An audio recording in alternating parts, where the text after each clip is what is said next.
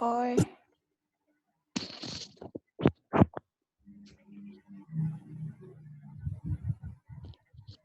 Oke, assalamualaikum warahmatullahi wabarakatuh.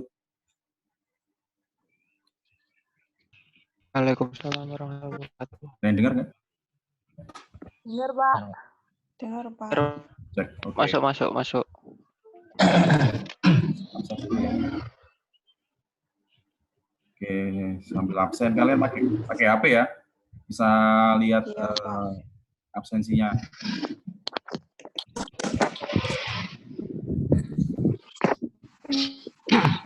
Tidak ada ya.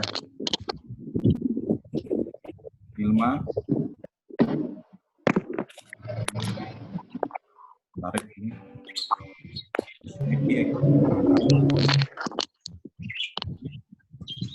Ini belum ya. Luar biasa. Ada, Pak. Ada. Sakti mana ya? Sakti belum ya? Sakti ada, Pak. Hadir, Pak. Sakti hadir. Hadir. Hadir, Pak. Tata.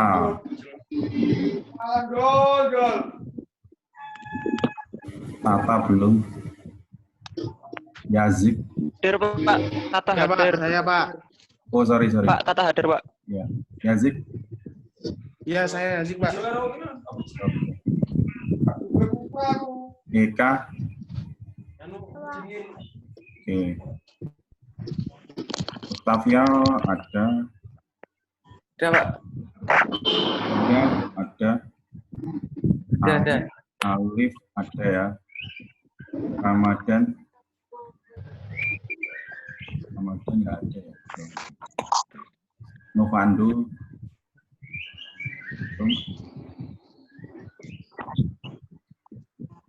Ilenia ada ya. Iya, Pak. Jesa belum. Alveda belum. Hadir, Pak. Hadir. Oh, ya. Hadir, Pak. Aliana. Wow, no. Belum. Ini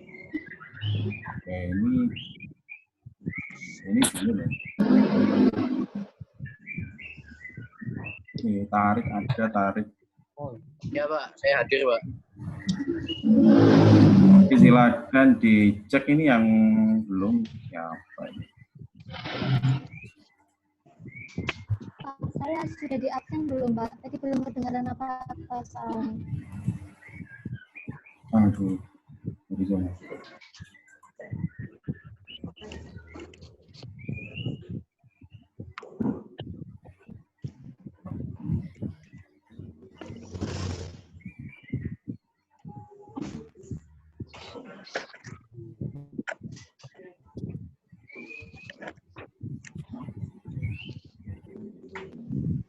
Oke, yang sudah silakan dimatikan aja. Sudah. Iya, Pak. Terima kasih, Pak.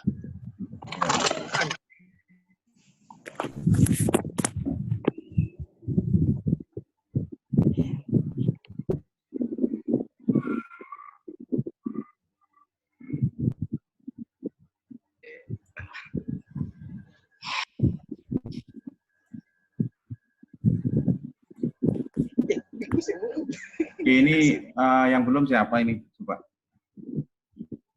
Saya, Pak, belum. Desa. Saya Muhammad Egi, Pak. Oh ya. Oke. Arya. Saya, Pak. Desa. Novando.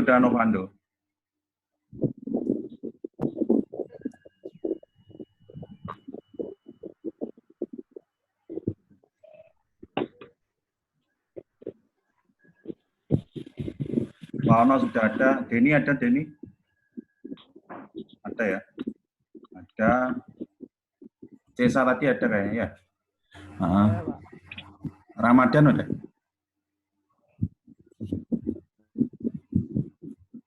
Belum ada, Pak. Hmm.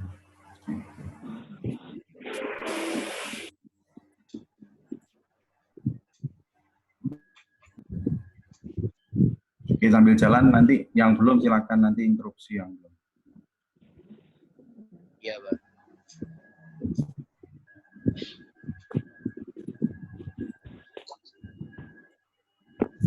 Oke, kita mulai. Oke, siapa yang ini yang ngechat? Denny udah, Denny. Denny sudah kan?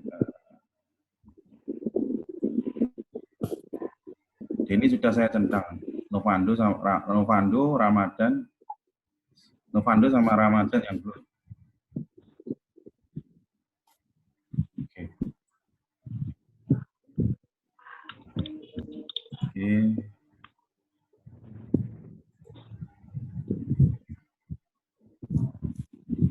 Oke, saya mulai ya. Materi hari ini nanti kita akan bahas kelanjutan dari materi terakhir.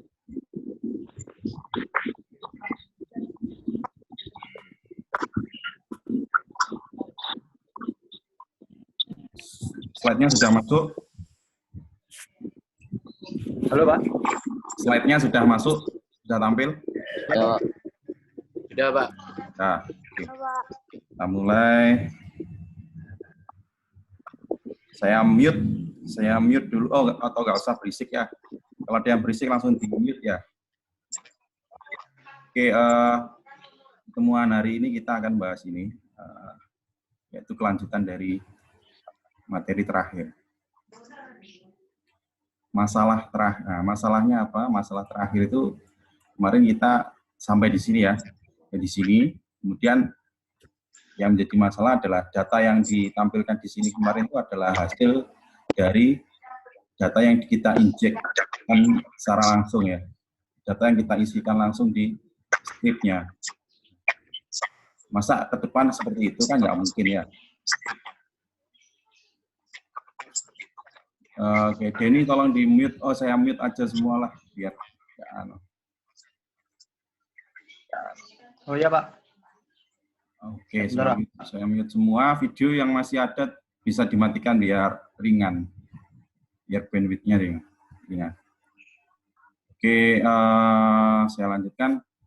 Jadi data yang ada di sini kemarin kita masih inputkan secara manual, ya kan di sini kan masih ingat. Kita inputkan di data seperti ini. Kita masukkan di dalam bentuk JSON seperti ini. Di depan kan nggak mungkin kita ada data masukkan seperti ini. Kita pasti harus terhubung dengan database kan gitu. Kalau ada data baru ya nambah otomatis kan gitu. Nggak harus nginjekkan di sini. Sehingga ini nanti kita akan fokus di sini. Jadi gimana caranya data yang ada di sini ini nanti kita ambilkan dari database atau dari server, dari alamat lain. Oke. Nah, begitu halnya nanti ini gambarannya seperti ini. Karena kita kan dari kemarin kita bermain-main dengan JavaScript ya. Mungkin teman-teman ada yang sudah familiar dengan ini ya. Kalau main Twitter pasti tahu ya namanya TweetDeck ya. TweetDeck itu kan dalam contoh dia full JavaScript kalau ini ya Twitter itu. Artinya misalkan kalian posisi seperti ini, kalian scroll ke bawah misalkan ya. Terus nanti kalau ada data baru dia akan ngasih tahu seperti ini kan, muncul warna biru di atas gini kan. Nah, ini artinya kan ada yang nge-tweet baru gitu. Sama juga di sini misalkan kita memonitor sebuah trending topic Twitter, atau kita memonitor akunnya orang, setiap ada yang reply dia langsung masuk gini kan, langsung nendang ke bawah geser terus. Kalau kita nyekrol ke bawah, kalau ada data baru langsung muncul biru di atas. Ini kan maksudnya kita suruh nyekrol ke atas, ngasih tahu kalau ada data baru gitu. Nah, sama, jadi yang seperti ini namanya kita pakai JavaScript yang namanya Ajax ya, Ajax JavaScript. Nah, Ajax itu apa? Nggak bisa dihilangkan ini. Oke, jadi Ajax itu apa? Nah, gimana caranya kita ngambil data tanpa harus nge-refresh, kan gitu. Intinya sih kita butuh solusi menggunakan JavaScript HTTP request namanya. Nah, dan itu menggunakan konsep yang namanya AJAX, Asynchronous JavaScript XML. Nah, nanti akan kita pakai salah satu metode yang kita pakai nanti yang Axios ini, ya, yang lumayan baru lah. Yang ini yang metode bawaannya yang lama, Fetch API, Axios. Oke, kita akan review refreshment lagi ya. Misalkan di materi JavaScript dulu itu kita memang nggak bahas ya, karena kita kan kemarin memang fokus di ini kan apa yang kita butuhkan yang kita bahas. Nah, sekarang kita butuh yang namanya Ajax. Kita kembali lagi di mana? Di W3 School, di materi Ajax, kalian bisa lihat. Jadi ini kita ngomong JavaScript natif ya, JavaScript natif. Jadi kita nggak pakai view. Kalau ngomong ini berarti kita ngomong natif, nggak pakai view. Nah, jadi Ajax itu adalah asynchronous JavaScript and XML gitu. Itu apa? Yaitu adalah cara untuk membaca data dari sebuah server tanpa harus melakukan loading, tanpa harus melakukan refresh. Ya, mengupdate isi web tanpa harus melakukan refresh, kan itu yang kita mau. Ya kan? Kemudian juga dia bisa mengirimkan data ke server melalui background. Kalau masih ingat, kalian komen di Facebook misalkan, kalian ketik, kemudian kalian enter, dia langsung terkirim, tanpa harus nge-reload halaman itu. Nah, itu contoh penggunaan Ajax, ya, JavaScript Ajax. Kelemahannya apa? Ya, yang namanya JavaScript, kelemahannya dia jalan di sisi klien. Kalau kliennya kita matikan, seperti yang dulu itu, kita matikan di sini ya, Facebook itu udah kacau, data nggak bisa kirim, ya kan? Data nggak bisa dikirim, data baru nggak bisa masuk. Karena full pakai JavaScript. Nah, contoh misalkan ini cara ngambil data tanpa harus nge-refresh. Ini kalau saya klik, nah, data langsung tampil ya, tanpa halaman ini tanpa refresh. Nah, ini skripnya ini pakai metode yang pertama tadi, pakai mana? Pakai ini XML HTTP request. Jadi XML HTTP request ini metode apa ya yang termasuk lawas ya, lawas karena bawaannya JavaScript gitu. Sehingga kodenya jadi panjang. Nah, tapi nanti kalau misalnya suatu waktu butuh misalkan kalian punya disuruh untuk bikin pakai JavaScript asli natif ya, berarti bisa pakai ini XML HTTP request kodenya seperti ini. Nah, ini contoh tadi ya, kalau saya run lagi, kalau saya klik change content, dia akan ngambil isi dari file yang bernama ajax.info.txt. Nah, ini bisa diganti, ini bisa ngambil dari file JSON atau file TXT yang disimpan di server lain. Misalkan di servernya di UB atau di servernya di mana, misalnya di TS atau di mana, kita bisa tinggal get alamat URL-nya apa, kontennya tampilkan di sini. Kayak gitu. Nah, ini yang kita pakai. Nah, kemudian banyak ya contoh di sini, kalian bisa baca bagaimana Ajax itu bekerja, ya kan? Nah, oke, kita kembali ke slide ya. Kemudian ada juga metodenya yang namanya pakai Fetch API, ini lebih ringkas daripada kode yang tadi. Kemudian yang terakhir kita bisa pakai Axios, ini yang paling simpel, karena ini support untuk Vue.js. Nah, seperti itu. Kemudian pekerjaan kita apa? Ya, pekerjaan kita adalah pertama harus paham dulu ya yang namanya API atau nama lainnya bisa kita namakan web service. Jadi kita paham konsep web service atau API itu seperti apa. Kemudian pekerjaan berikutnya kalau sudah paham ya kita bikin, kita membuat web service. Nah, yang kita pakai nanti adalah kita pakai HTTP ya. Kita pakai protokol HTTP menggunakan metode apa ya yang kita pakai nanti, kita pakai REST, karena nanti ada dua cara kita membuat web service ini. Kemudian karena kita orang SI ya, karena kalian orang SI yang kalian pahami mungkin yang sudah ekspor di PHP. Nah, nanti ini pun PHP-nya nanti bisa pakai native, bisa pakai framework. Tapi nanti saya akan mengajari yang pakai native aja. Karena apa? Di framework harusnya lebih gampang. Pakai CI atau pakai Laravel, ya kan? Atau yang lain.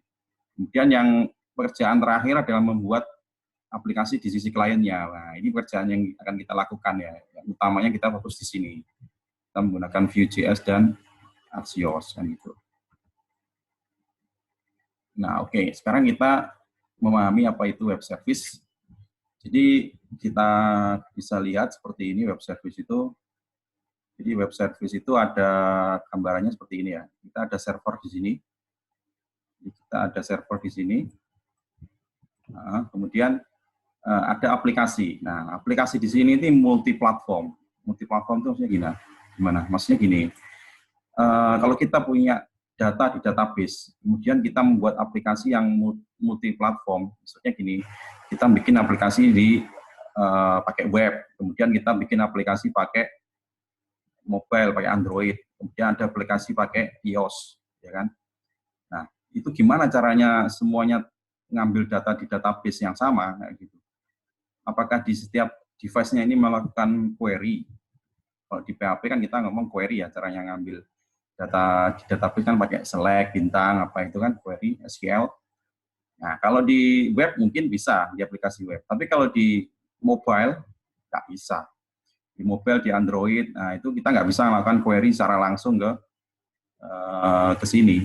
Ya, jadi kita perlu perantara yang ada di tengah ini.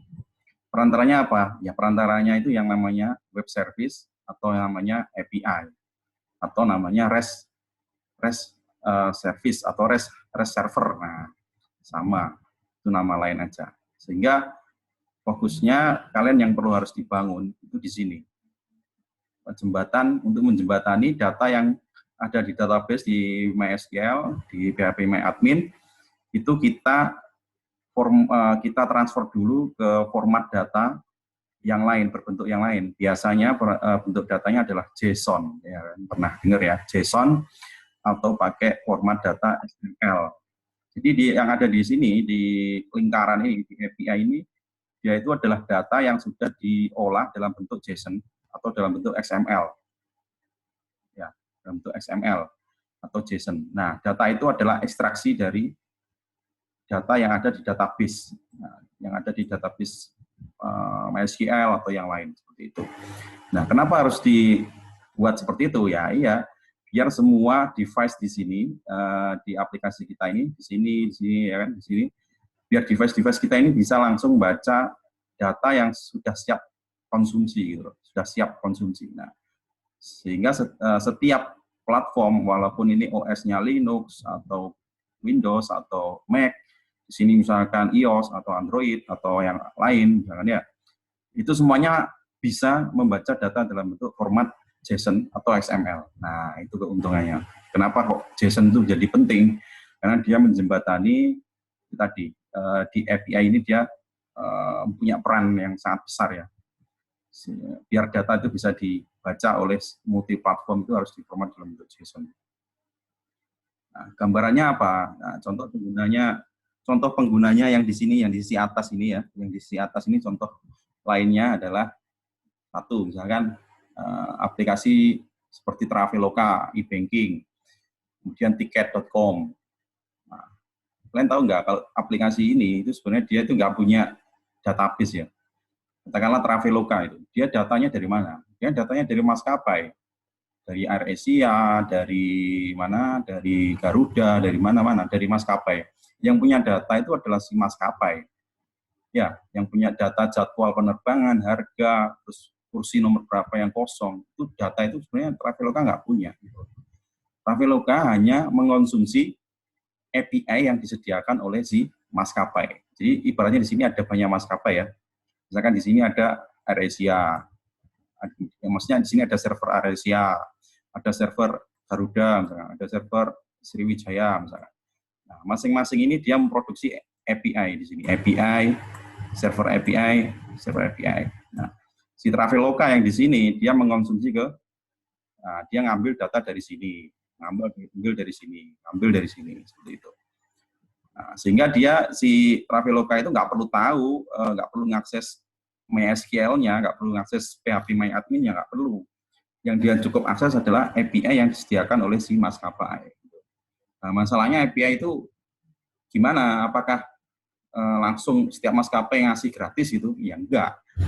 Jadi mereka sudah melakukan perjanjian ya. Si maskapai itu dia jual. Jadi kalau misalkan si Traveloka ngakses ini dia bayar. Dia bayar, ini bayar. Contoh lain adalah e-banking. Kalau kalian punya aplikasi e-banking, misalkan BNI Banking ya, kalian mau transfer ke BCA misalnya. Terus ini transfer ke Mandiri, transfer ke BSM atau yang lain misalkan. Nah, data-data rekeningnya setiap nasabah bank kan ada di sini ya, ada di mana? Di servernya setiap bank ya. Nah, kamu modal di sini pakai BNI kan, pakai BNI. Nah, ini gimana cara ngambil data yang ada di sini?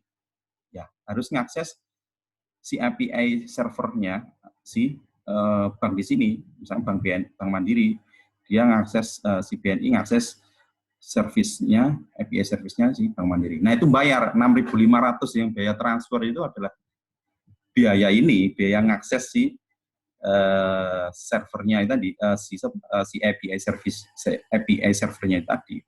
Sini bayar lagi 6.500, sini bayar lagi 6.500. Nah, makanya kan si bank bisa kaya ya, dari transaksi beda bank itu dia bisa menghasilkan uang banyak. Karena apa? Karena dia produknya itu adalah API, server API itu tadi. Nah, sehingga data itu kan mahal ya kan, bisa dijual belikan seperti itu. Kemudian contoh lain adalah aplikasi berbasis mobile, pasti. Kenapa? Karena kalau di kelas lain, misalnya di kelas TI yang software itu, dia kan harus develop software ya, develop aplikasi berbasis Android. Nah, kalau kalian juga pernah kayaknya ya, dapat mata kuliah itu, cuma kan kalau dulu diajarkan mungkin database-nya ngakses database di internal ya, ngakses database di internal smartphone-nya, di dalamnya Android gitu. Nah, ini kan nggak mungkin kalau kita misalnya aplikasi Tokopedia, data yang kita akses di situ tuh data yang tersimpan di server lah pasti, kan gitu. Bukan data yang disimpan di Android-nya kan gitu, nah, pasti di servernya. Nah, sehingga butuh yang namanya perantara API. Jadi si Tokopedia itu dia ngakses API servernya si Tokopedia, gitu. Bukalapak juga. Hampir semua aplikasi Android dan iOS formatnya atau konsepnya adalah dia ngakses data itu dengan cara pakai API. Nah, makanya di mata kuliah lain, di kelas lain pun mereka juga belajar membangun API, terus mengakses API-nya gimana. Jadi dia mengembangkan aplikasi ini ya, yang tadi, dia membuat aplikasi di sisi kliennya yang beda. Kalau kalian nanti menggunakan Vue dan Axios ini, kalau yang kelas lain, yang software, dia kliennya pakai Android, ya kan? Kalau yang kelas network itu kliennya pakai IoT, pakai microcontroller. Tapi yang diakses adalah sama API gitu loh. Artinya nanti ya kalian udah bisa bikin di sini, di sisi server API-nya, si temenmu yang punya aplikasi Android, iOS, microcontroller, atau yang lain, nah itu tinggal nembak alamat si API-mu. Memang bentuknya apa sih yang nanti kita bahas dulu. Nah, kemudian ya ini kan IoT, peralatan IoT seperti smart home, smart plug. Smart plug itu kayak colokan listrik yang terhubung internet ya. Jadi kalau dari jarak jauh kita bisa matikan colokan kita, nyalakan lampu, nah, kayak gitu, smart plug. Ini yang sekarang lagi booming ya, IoT. Nah, ini di TI Network dia belajar itu. Nah, kliennya itu adalah smart plug ini. Kalau kalian kliennya kan pakai Vue tadi. Kalau mereka harus bikin aplikasi pakai microcontroller, bikin smart plug lah. Smart plug-nya itu yang ngakses API-nya, ngakses API server kayak gitu. Nah, kalau kalian arahnya ke sini, single page application ya. Jadi kalau kita tahu ya, yang utamanya kalian web itu kan sekarang ada dua macam ini yang umum. Satu adalah tradisional web, yang kedua ini SPA ini yang lagi tren sekarang. Apa bedanya? Ya bedanya tadi jelas. Kalau yang tradisional itu kalau misalnya kita mau melihat data baru, kita harus nge-refresh, intinya gitu, harus pakai F5, harus klik kanan refresh, sehingga datanya itu di-request lagi ke server, kemudian dikirimkan dalam bentuk HTML. Kalau mau request lagi, di F5 lagi, di-refresh lagi, sudah dapat data, kembalikan, kan gitu. Sehingga prosesnya kan berat ya. Nah, gitu. SPA itu, lihat, kalau SPA itu hanya sekali toh, dia, misalnya kamu buka Facebook, buka Twitter misalkan, buka Twitter sekali, thread, atau tweet tadi, nge-request ya, dikasih halaman HTML. Nah, setiap ada data baru, itu dia langsung dikirimkan, nggak perlu nge-refresh. Nah, itu pakai Ajax itu tadi. Nah, itu ya, kalau kita nge-refresh pakai Ajax, data yang dikirimkan bentuknya bukan HTML lagi, tapi bentuknya ada JSON. Gitu. Ini bentuknya kan JSON. Nah, ini. Nah, sehingga kayak aplikasi di TweetDeck itu tadi, nah ini kita hanya sekali buka, kemudian data itu masuk sendiri kan, streaming ya kan istilahnya gitu. Nah, itu contoh dari Ajax ya, penggunaan dari Ajax. Nah ini konsepnya seperti SPA. Ini sama, ini juga bisa kita katakan ini SPA juga. Sekali buka data masuk secara real time tanpa harus refresh. Nah contoh juga ini, misalkan contoh layout web sekarang itu kan arahnya ke sini ya, kalau kalian tahu misalnya landing page ya kayak gitu. Jadi halaman web tuh sekarang kan modelnya satu halaman tapi kontennya yang dinamis gitu. Nah, kita namanya SPA ini. Kalau web yang dulu tradisional itu ada banyak halaman web, halaman 1.html, halaman 2.html, halaman 3.html kan gitu. Kalau diklik nge-reload lagi ngambil yang 2, 3 gitu. Kalau yang sekarang kan cukup satu halaman utama. Dari sini nanti kita tinggal request yang bagian mana yang mau diupdate. SPA namanya. No page refresh. No page refresh on request. Kalau ini harus nge-refresh on request. Oke. Nah, nah sekarang kalau sudah paham konsepnya, baru membuatnya, caranya gimana. Kita bisa pakai JSON atau pakai XML. Ya, pilihannya ada dua ini. Nah, yang akan kita pakai adalah si JSON. Ini nanti kalau waktu Zoom-nya kan ini terbatas 40 menit. Kalau ini nanti habis, nanti saya posting lagi di grup, join pakai link baru ya. Karena materinya belum selesai ini. Oke, saya lanjutkan dulu. Jadi kita ada dua pilihan kalau membuat web service ini. Kita bisa pakai JSON atau pakai XML. Yang kita pakai adalah yang JSON. Kenapa nggak pakai XML?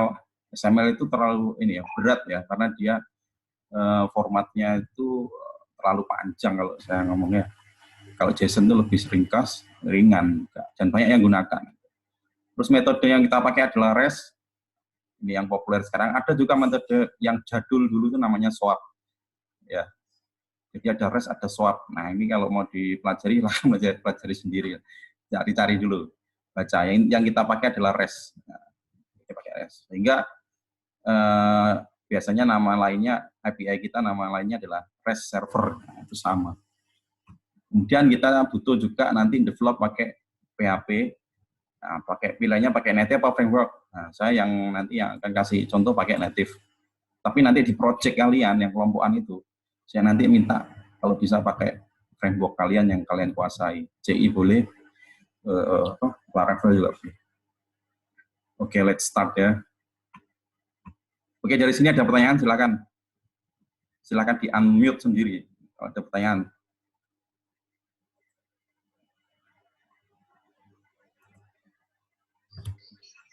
Jelas ya? Jelas nggak sih? Halo? Halo. Ya, lumayan, Pak. Halo, Pak. Ya, gimana? Ya, jelas, Pak. Jelas, Pak. Jelas ya? Ada yang kurang jelas, silakan tanya. Ya, Pak. Ya, Pak. Okta, gimana Okta? Jelas? Alhamdulillah jelas, Pak. Mana nih orangnya? Tak cek, tak nih. Wauno jelas gak, Wauno? Web server sama web service apa bedanya? Apa? Web server sama web service. Web service sama? Web server. Website. Web server Coba diketik. Oh ini ya. Web server atau web service, Pak? Oh, beda banget. Web server atau web service ya. Oke, kalau web server itu ya server, bentuknya fisik. Ya, bentuknya fisik. Server itu, cloud itu ya. Kemudian kita install yang namanya SAMPP-mu itu loh. SAMPP itu kan itu software dalam bentuk paketan ya. Di dalamnya SAMPP itu kan ada Apache, ada PHP-nya, ada MySQL-nya. Nah, yang web server itu yang Apache-nya itu software namanya Apache itu web server. Kalau web service ini aplikasi yang kita bangun sendiri pakai PHP buat apa? Bikin API itu tadi gitu. Sehingga web service itu berjalan di web server. Terus ada bedanya JSON sama REST. Nah, kalau ini kan nanti kita pakai REST ya. Ada metode yang namanya swap gitu kan. Di REST itu kalian ini loh. REST itu kalian tahu metodenya request HTTP ya. Misalkan post, get ya kan. Pernah dengar kan mesti post sama get. Post, get, put, delete. Nah, itu adalah REST itu. Nah, jadi REST itu ada post, ada get, ada delete, ada put. Yang sering kita pakai adalah post sama get kan gitu. Nah, itu metodenya REST itu. Atau kalau nama lainnya verb-nya HTTP ya. JSON itu data yang JSON itu format data, format pertukaran data. Jadi kalau misalnya kita punya data dalam bentuk data di database ya di PHPMyAdmin, tabel misalkan, satu tabel. Nah itu kita bisa ambil isinya, terus kemudian kita format dalam bentuk JSON. Nah, JSON itu gambarnya gini. Oh sorry tadi saya nggak bahas ya.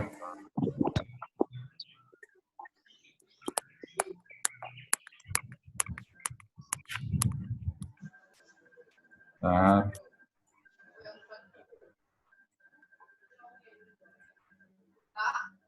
oke, kelihatan ya.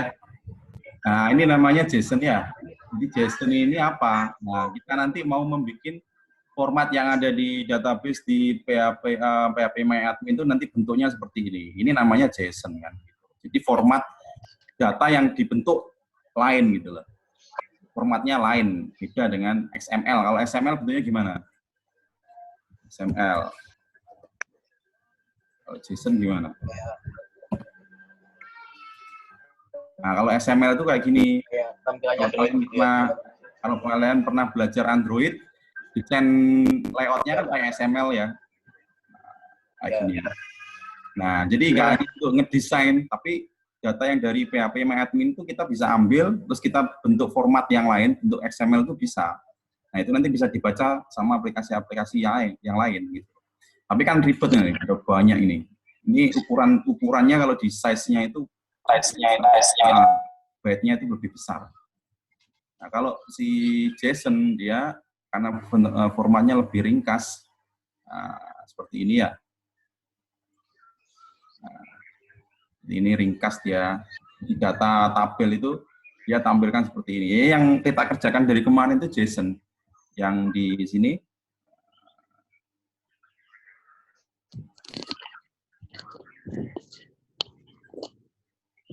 ini kelihatan ya. Ini kan JSON ya. Ini kan JSON juga. Oke. Ada pertanyaan lagi? Ya Pak, saya mau tanya Pak. Iya ya, masuk. Siapa ini? Ya, ngomong langsung. JSON kepanjangan dari apa Pak ya? Java. JSON. Apa? JSON. JavaScript. Ya, kepanjangan dari JSON. Ini ambil di sini ya JSON. Nah, kita juga kemarin kan nggak bahas. Loh, bukannya kalian tuh udah ada praktikum ini ya, pakai Node.js ya? Itu mau tanya Pak, bedanya JSON sama JS apa Pak? Bedanya JSON sama JS. JS, ya. JS itu kan JavaScript. Nah, Kalau JSON, ya ini kan JavaScript. Jadi sebenarnya JSON itu adalah format data yang dia itu yaitu bagian dari JavaScript, intinya kan gitu. Nah, tapi bisa dipakai, bisa dibaca oleh bahasa pemrograman yang lain bisa. Misalkan pakai Python tuh baca data JSON bisa. Jadi JSON itu data yang umum, data data yang bisa dikonsumsi oleh banyak sistem operasi atau banyak bahasa pemrograman. PHP baca JSON bisa. Kemudian Java baca JSON bisa langsung. Jadi dia adalah, kalau saya bahasa sederhananya adalah format pertukaran data. Jadi data yang awalnya itu bentuknya SQL, itu bisa kita format dalam bentuk JSON yang bisa dibaca. Bisa dibaca langsung. Nah, contoh lah, lanjut dulu lah biar paham, karena ada di slide selanjutnya sebenarnya. Nah, contoh.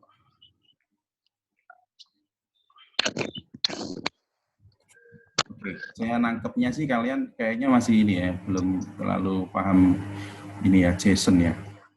Contoh ya, ini coba kita menggunakan API public ya.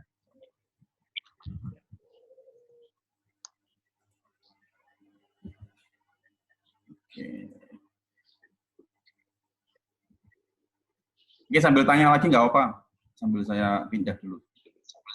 Ditulis saja ya biar gampang lah, biar enggak ini.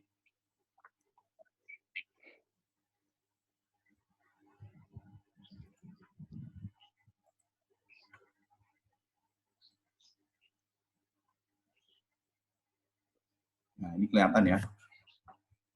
Nanti yang kita pakai ini. Oke, sebelumnya saya mau kasih dulu contoh yang lain.